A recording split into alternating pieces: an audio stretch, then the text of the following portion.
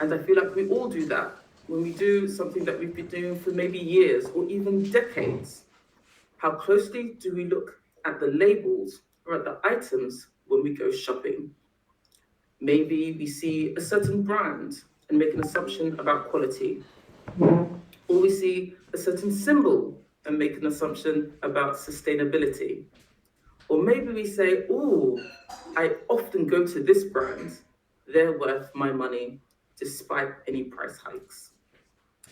So, with that story, I'm just trying to encourage you to maybe look a little bit closer, like my sister could have done when she was trying to get to the destination.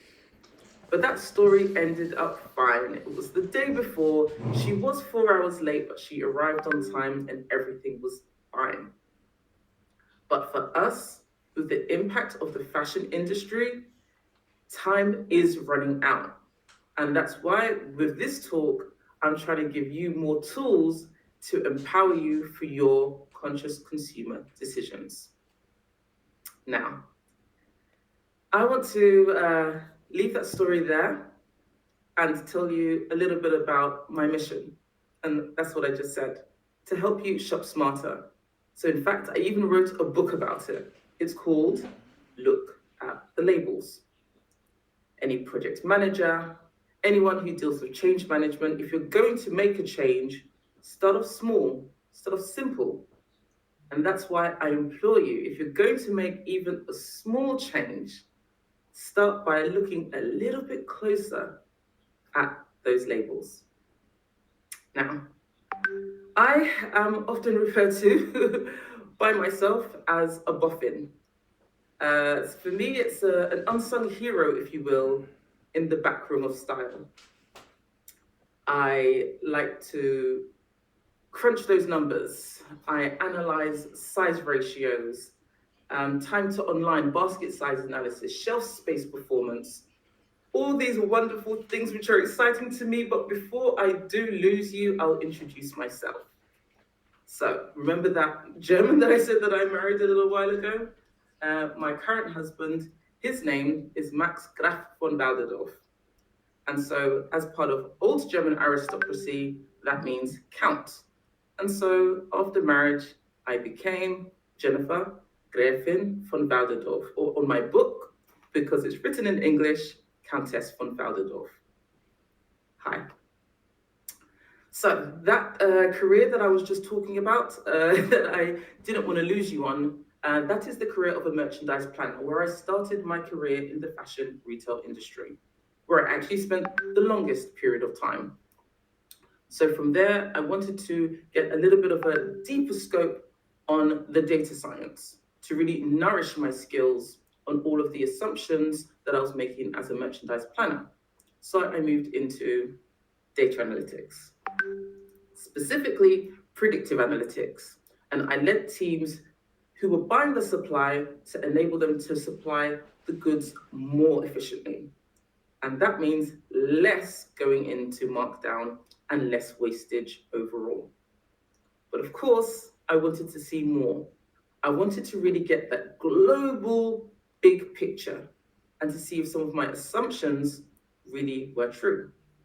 And so I moved into finance. And I have to tell you, the numbers do not lie.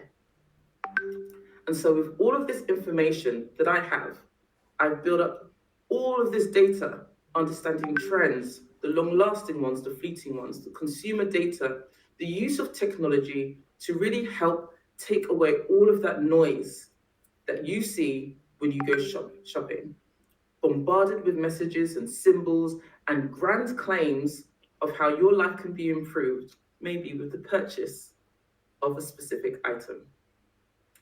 And that's me now. I'm a fashion consultant. I really enable you, or I like to say empower you, to make decisions that enable you to shop smarter and more sustainably. So now you know a little bit about me. I like to flip it around and ask you some questions. And so think in your head, or you can say it out loud if you want to join in wherever you are. So, have you ever been shopping and saw something and thought, oh, I have to have it because it was on sale, maybe on promotion, Maybe it was a panic buy. Last one left. Oh, and it's in my size. And maybe you later regretted that decision. Or how about you bought something aspirationally? We've just come out of January, so maybe it was New Year, New You, and it was a style maybe emulating a celebrity, a style icon, or just something that you always thought you wanted to look like. Or maybe your body's changed. You've gained weight, lost weight, pregnancy, any other decision, and you're just not wearing the clothes that fit comfortably anymore in your new shape. Or how about you're still trying to conceal your body and wearing maybe clothes oversized but don't flatter you? And so you're actually just not happy in the clothes that you're wearing. How about whether or not you stood in front of your wardrobe at any point in time, looked at the clothes that you've bought and you own, and have uttered the words, maybe in your head or outwards, I have nothing to wear. Well, then congratulations. It's not a sad, sad story, because you guys, if you answered yes or even maybe or even once, are part of the largest cohort within my data sets. You are the data that I'm analyzing. You are not only who companies are targeting, you are the target audience. You are who the marketing is geared towards, who the customer acquisitions are trying to appeal to. And with that said, I hope that can now empower you. Think about it. You are who they want. On paper, they want you more than maybe you need them. And that is the point. How can we take that information and act like the strings of a rope and move together in a direction all together to become stronger and to fight against some of those who are aiming to destroy the planet and destroy economies, all for the sake of fashion? I don't know. So let me tell you a little bit more about those labels. So, as I said, the book is called Look at the Labels, and I'll paint you a picture. So you may be in country X, and you look at the label of a garment or something that you say, oh, I like that, or I need it even. Maybe it was made in country Y, some distance between them. The fabrics that we use to make the garment, maybe it's unlikely they were able to be sourced in that country of origin, and maybe are from country Z. Maybe even if it's a slightly more luxurious buy, they even display the information of the country of design. I'm gonna go country A.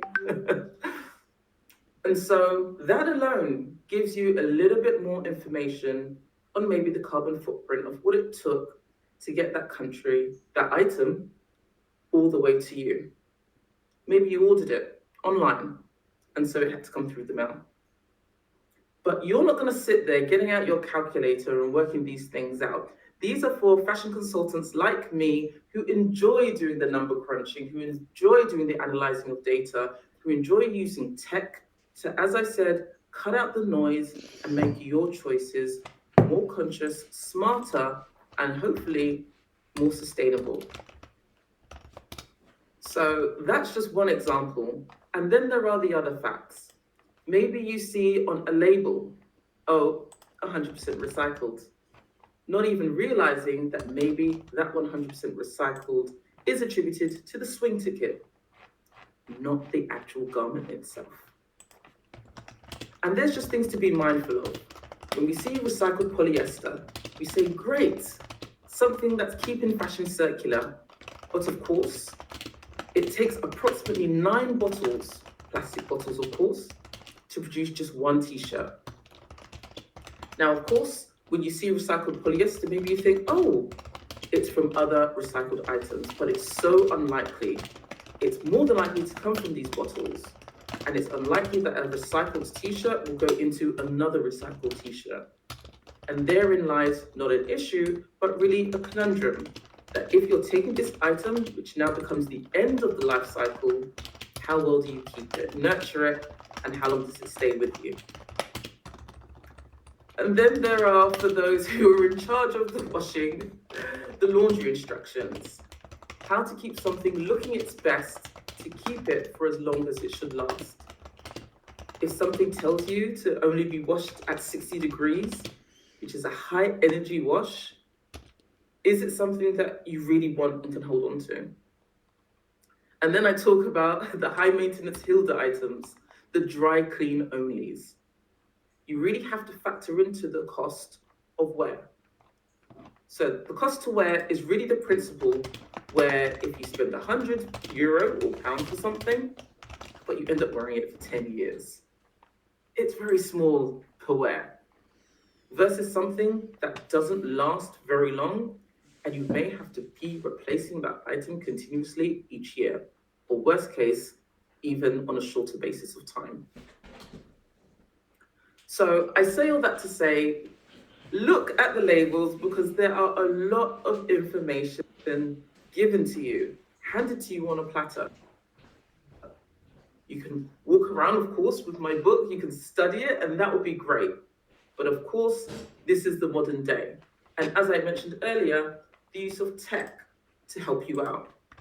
Using Look at the Labels app will enable you to find not only whether or not the item is sustainable or the index according to it, but also the quality.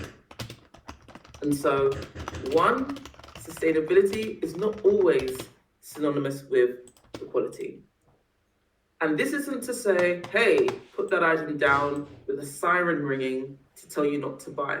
The choice is always yours, whether you want to shop smarter and more sustainably, and of course, within your budgets. So that's a little bit about the products that are available with me, Jennifer von Walderdorff. And so if you leave here today with anything else in mind, it will be just to look at the labels. Just see where the country of origin is from.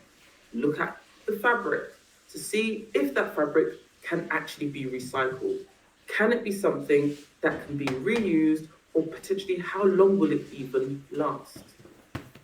Now, I'm not here to slam any of the fabrics or any country of origin, but simply to provide you the data, as I'm using data to enable procurement and supply to be better and more efficient to reduce the wastage at the end of the trend life cycle. So if that appeals to you, and if you think the next time you're going to buy something just to look a little bit closer at those labels, I congratulate you. But for me, that's the end, and I thank you so much for listening.